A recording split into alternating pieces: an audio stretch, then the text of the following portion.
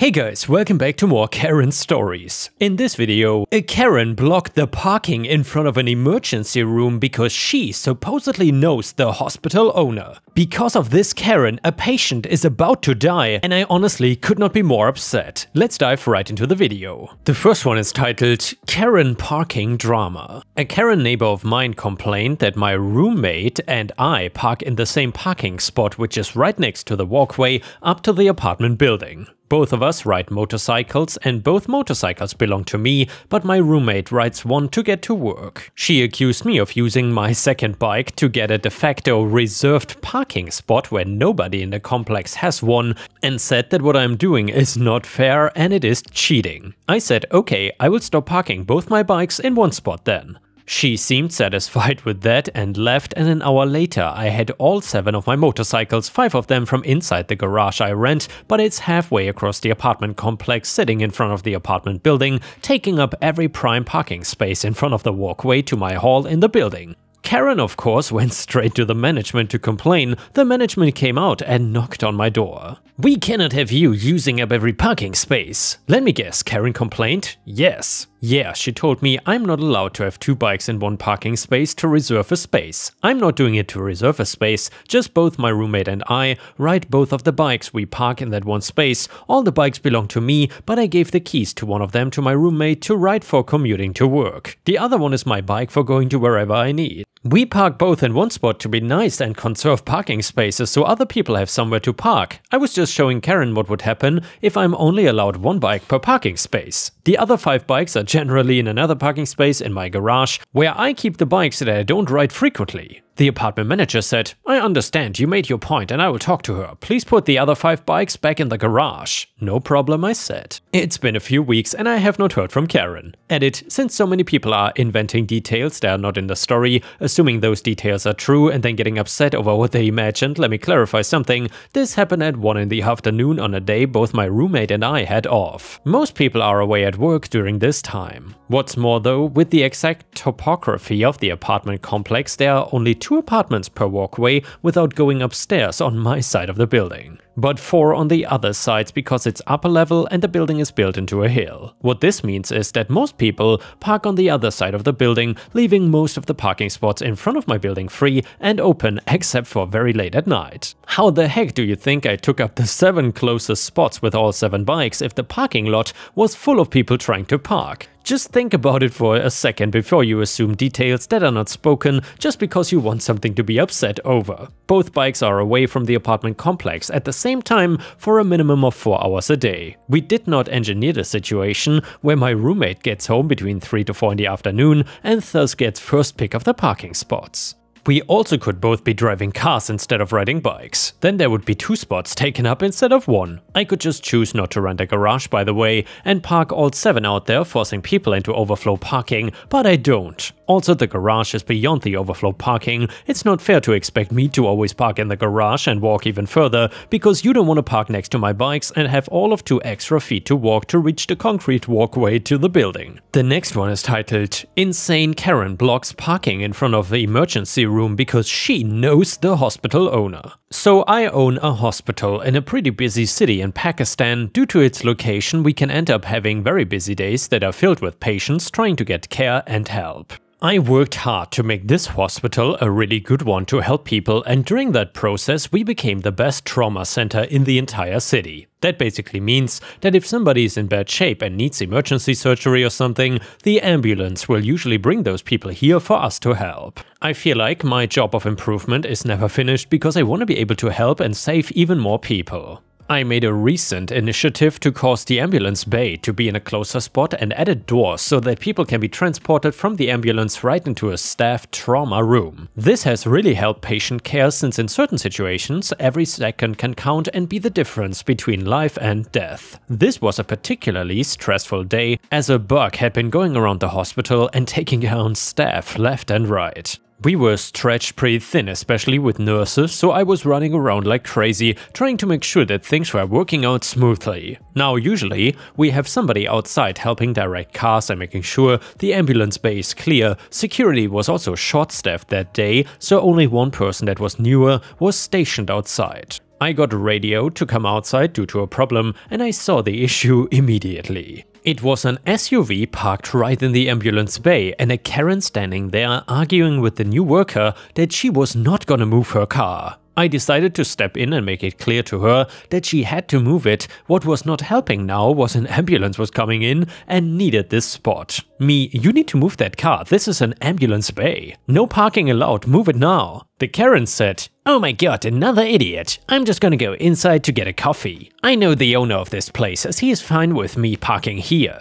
Me, I own this hospital and I'm telling you to move for this ambulance immediately. Karen, no, you're a dirty liar. I know the owner personally and he told me that I could park here to get a coffee. Me, do you not see right now that paramedics are struggling to get a patient inside because of your car? Karen actually shrugged her shoulders as she did not care and walked right past me. I could not physically stop her, but I had already called security and police were on the way. Security did not let her get through the hospital entrance. Meanwhile, the patient was in critical condition, and while I cannot reveal the full extent of what was wrong with him, I can say that he was close to dying due to the extra time it took getting him inside. Like, his heart actually stopped during the time period of trying to get inside the hospital past Karen and her stupid car. I was juggling the two things and heard another scream as Karen was trying to get past security and into the hospital. They were actually being nicer than I would have and told Karen that she could not come in until her car was moved out of the bay. She was insisting that she was being discriminated against and that she would sue the entire hospital. Karen, a hospital is a public place and you're not allowed to deny me entry. Security, it's privately owned and while we don't turn away any patient, you already said you're just getting a coffee. Unless you move your car, I cannot let you come inside. I suggest that you leave and get a coffee somewhere else. And I never do find out why she did not go to a different place to begin with, and instead decided the Starbucks located inside the hospital was the best location for her to go get a coffee. At this point the police came and I explained the situation to them.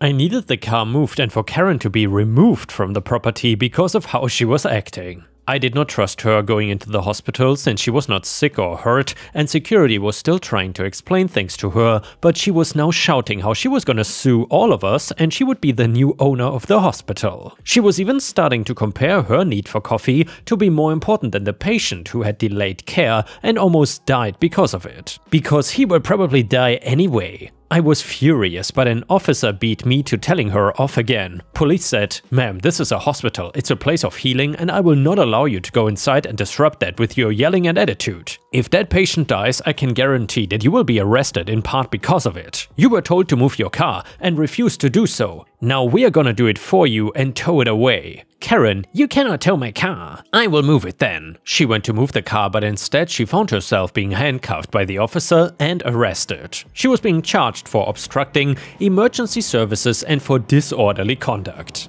Due to the location of the car, they were fast to get a tow truck to take it away, and we were lucky that no other ambulance came during that time. I thanked the officers, and now with Karen properly subdued, I could get back to the real emergency, which was finding out the status of the patient. I went back inside and found out that he was alive and that they managed to stabilize him due to the delay in taking care of getting his heart going again fast enough caused lasting damage and that would alter his life. This was directly linked to what Karen had done and I was gonna personally make sure that a report was filed so the police could properly punish Karen for this since it was her fault. I was very happy that my staff was able to save the man, but just so furious about how little Karen could care about another person. How in her mind a coffee was more important than a life, and as somebody in healthcare, I just couldn't comprehend it. Time passed and due to the nature of my job, I actually forgot about Karen for a while, but that was until I was asked to make a statement for trial regarding her.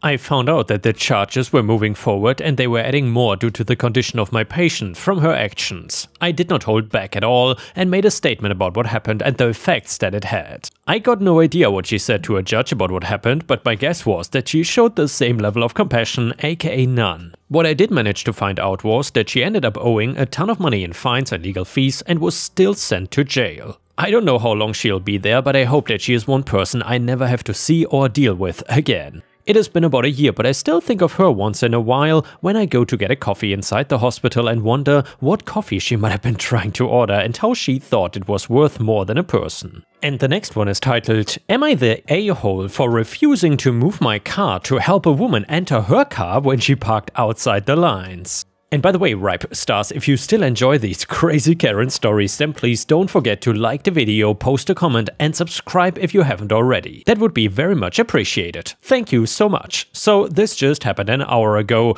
I, 30 male, went for some quick grocery shopping at a small grocery store. The parking lot is very small, with only about 20 parking spots that I usually all take in. As I was searching for a parking spot, I saw that one was available and quickly realized why. Someone parked their car outside the lines, occupying a small portion of the vacant parking. I have a small car and realized I could still park there provided I get very close to the parked car, blocking their driver's side door, allowing me to comfortably exit through my driver's side door. I want to emphasize though that I parked completely within the lines. As I exited my car and headed towards the grocery store, a woman, roughly 40 female, called out to me and asked me to move my car so she can enter hers. I told her that I parked within the lines and that she can enter her car through the passenger side door. She again asked me to move my car and I said no, turned around and entered the grocery store. I then glanced outside to see her struggling to get inside her car and driving off. I wanted to make sure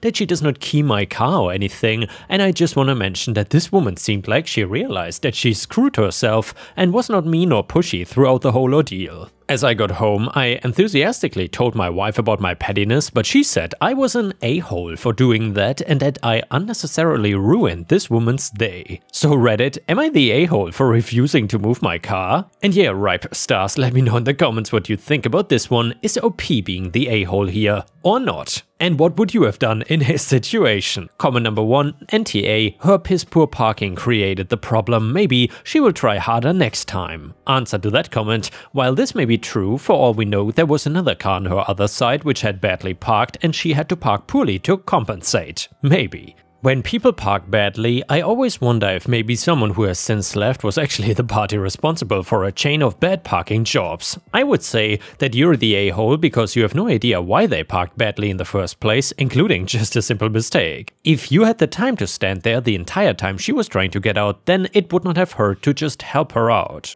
If I was the party who parked badly enough that I had to ask someone else to move so I could leave, that would have been lesson enough. Another user in the comments said, this is almost too minor to render a judgment, so I'm going to have to go not an a-hole, but ask you to reframe your thinking a bit. I prefer to assume the best of people, and in a small cramped parking lot with limited space, most of the time if somebody is over the line, I'm gonna assume that it was because of pressure from how the neighboring vehicles were parked when they got there, even if those vehicles have since left. While it's not great, it's understandable that somebody would not risk scratching their vehicle or another to stay fully within the lines if somebody is already pushing over the line or whatever. Given that, I would say that yeah, it's probably easier to just back out and be polite to the lady and have a positive interaction than to leave yourself feeling like she is some a-hole who parked badly and her feeling like you're some jackass who blocked her in after she had already had to squeeze into her spot because some giant truck with extended mirrors was blocking her in or whatever the case may have been. And the next one is titled Malicious Compliance. The company I worked for at the time no longer exists, so I don't feel too bad about sharing this story. This takes place in the mid-1990s and I am the sysadmin for a small tech company. We basically did all sorts of things for clients, large and small, but one of the more profitable areas was technical education. Think room after room of PCs for classes and training, companies send us their people, we teach them databases or email serving, mainframe access using terminal emulators, that sort of thing. My immediate manager was an okay sort of guy, but was always looking for ways to cut money from the budget to look better for his superiors. Things like saying, why do you need 4 megs of RAM in the classroom PCs? You can get by with 2. You get the idea. Well, there was a new version of a well-known server operating system out of a company in the Pacific Northwest that was rapidly replacing the older novel installations, and there was great demand for training on this new OS. Let's call it MT. Boss wants us to gear up to teach MT to the companies replacing their older systems. I say great, here are the costs involved with purchasing X copies of the new OS for the classroom PCs. This email went over like a lead balloon. Email back from boss says essentially, no, just use 1 copy for all the systems. I have the CD-ROM in my office, come get it. I replied that we will be in violation of the license agreement for the OS and we could face penalties. Boss emails back a little testy too, just do what I'm telling you to do. So I wander over to his office and he hands me a handful hand-burned CD-ROM copy of the OS and the license code on a piece of paper. Not good. Once I'm back in my office, I email him again, reiterating that this is not a great idea and could get the company in serious legal trouble. He says do it or lose my job. Alrighty then, CYA time. I archive the email chain and print off hard copies for safekeeping. Some months go by and classes are rolling in and out of the building every week. All seems quiet, and then, due to a totally unrelated issue, the company gets audited. Auditors are everywhere looking for who knows what, but they eventually get to the training area. They quickly see that we do not have license keys for the 30+ systems running the new MT operating system. All hell breaks loose, VPs and CIOs start coming out of the woodwork like roaches. I am called into a meeting with my boss and every boss up the food chain to the CEO of the company. Rarefied atmosphere to be sure, the witch hunt begins. I am raked over the coals for putting the company in legal jeopardy, and what do I have to say for myself before I am terminated for cause? Well, I was doing what I was ordered to do over my objections, etc. I look over to my boss, who was as suddenly developed a bad case of Clintonian memory syndrome, saying, "I have no memory of that." My boss said, "I would never authorize breaking the law." Exactly what I was expecting, so I pull out the file folder with the email hard copies and show the boardroom full of executives the conversation. My boss gets red in the face and accuses me of forging the emails to deflect responsibility for this massive violation. Never in his life has he seen something so underhanded, and surely the board can see that he is not responsible for me going off and pirating software for profit. Silence for a moment as everyone in the room stares holes into me. I reach back into my bag and pull out the CD-ROM and license code and ask if he wants it back. Some points to consider: there was only one CD burner in the building attached to the boss's computer. They were still fairly expensive at the time.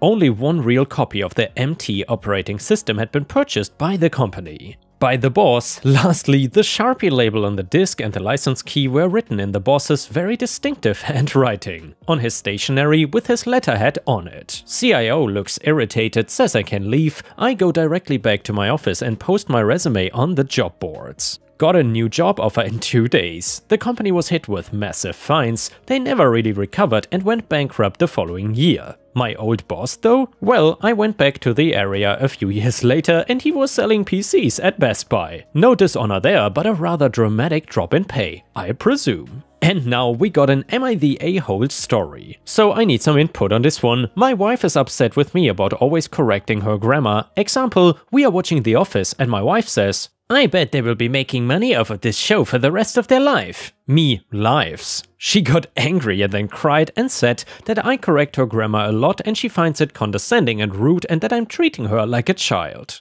I did not see it that way and feel that it's not really out of the norm to correct someone you're close with, especially when it's such a basic mistake. Also, she is a 4th grade teacher, so it's kind of her job to teach others proper grammar. So, am I the a-hole for being a grammar Nazi? Should I just keep my mouth shut? And yeah, Ripe Stars, let me know what you think about this one. Do you think OP is the grammar Nazi here or not? Comment number 1 said, "I'm an English language teacher and I'm telling you right now that you're the a-hole." Do I hear other native English speakers making grammatical mistakes all the time? Yes. Do I correct them? No, because even though it's my job to teach English grammar, that would make me an a-hole. Do I make grammatical errors when I speak? Yes, because speaking is an in-the-moment task and mistakes occur. Your poor wife. Comment number 2, you're the a-hole. Learn to swallow the need to always be right and always telling people they are wrong. No one likes that, least of all, the person you're supposed to love and respect more than everyone else. Completely understandable why she is not happy with you. Update to the story. So the consensus is that I'm the a-hole. I did apologize yesterday and apologized again this morning, and I will try to stop doing this in the future. Thanks to those who gave constructive feedback. Either way, let's continue with the next revenge story. So one day, many years ago, I got an email addressed to someone who had the same first initial and last name as I do. For the purpose of this story, I will call him G-Man. As with anyone who uses a common email address, think first initial plus last name,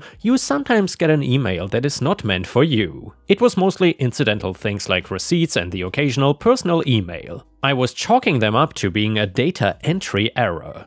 Perhaps they misheard the email address and instead of typing in gclastname@gmail.com, they typed in glastname@gmail.com. No big deal. In the cases where I could, I would politely reply to the sender and let them know that I was not the intended recipient and to please let Gman know that he is giving out the wrong email address going forward. It was never successful. I would still get emails for Gman, and it was for things that I would think you would want to receive, like order receipts or something that had a confirmation number attached to it. I tried to track down Gman, but to no avail. There were multiple Gman last name on social media, so I could never 100% confirm which one it might have been. And so this went on and on for years, until finally one day I got a personal email addressed to Gman that referenced the company he worked for. Now I had something. I looked him up. It turns out that Gman is the systems manager at said company. His LinkedIn bio says that he is an IT professional. That's interesting. I find his company email and forward him the email, also advising him that the other address he is using is attached to another person and it would be great if he could be more mindful of what he is typing in or giving out. Again, I was polite in my request to him. He replied and apologized.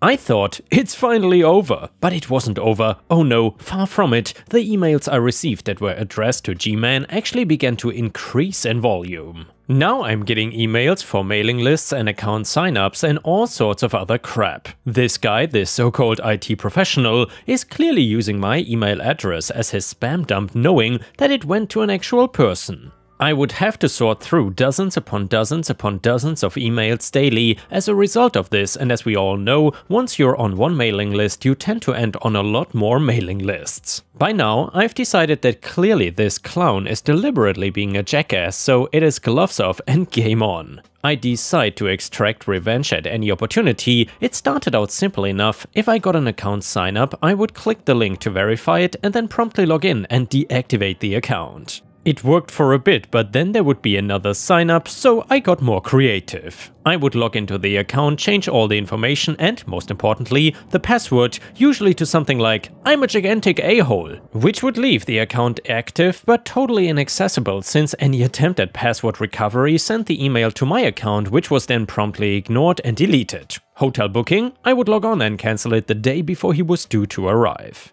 I'm guessing he never got noticed though, since it was all coming to my email. Basically anything I could do that would inconvenience Gman, I would do it. This back and forth continued on for years. In fact, I still occasionally get emails for the guy, but then one day it happened. I got an email receipt for an order that Gman had placed. It had the recipient's name and address, but more importantly, it had Gman's address on it. Cue up, I've got a golden ticket. I finally had the means of the ultimate revenge. I took his address and I signed him up for everything I could find. Free samples, in other words, adult diapers, feminine products and lube, catalogs, normal, not so normal and raunchy, and I spent an entire day finding anything I could enter his address into and dutifully filled it out. But the coup de grace, the cherry on top, when I was finding things to sign up for, I stumbled onto a website that allowed you to order free flooring samples. They would be various sizes, but some were 12 by 12 squares. Carpet, tile, wood, linoleum, whatever, I signed Gman up for every sample I could find. Then I found another site offering the same thing and I did it again and again and again until the point where I literally lost track of how many free flooring samples I signed him up for. My guess, it was easily in the hundreds, if not thousands. I literally carpet bombed Gman. Coincidentally, the email volume certainly decreased. I never heard from Gman either. Maybe he deleted my initial email and forgot, or maybe he was buried under all those flooring samples. Either, I'm sure once they started to arrive, he realized his mistake. I bet that to this day, he still gets items delivered to that address. And yeah guys, with this we have reached the end of the video. However, if you cannot get enough of my content, please don't forget to subscribe to the channel to not miss any of my daily uploads. And also check out my podcast by searching for Ripe Stories on Spotify, Amazon, Audible and other podcast platforms. You will often find exclusive episodes and early access to new content. Furthermore, please check out my Patreon by going to patreon.com/ripeyoutube or my YouTube membership program for even more exclusive stories. Thank you so much, and I will see you again tomorrow.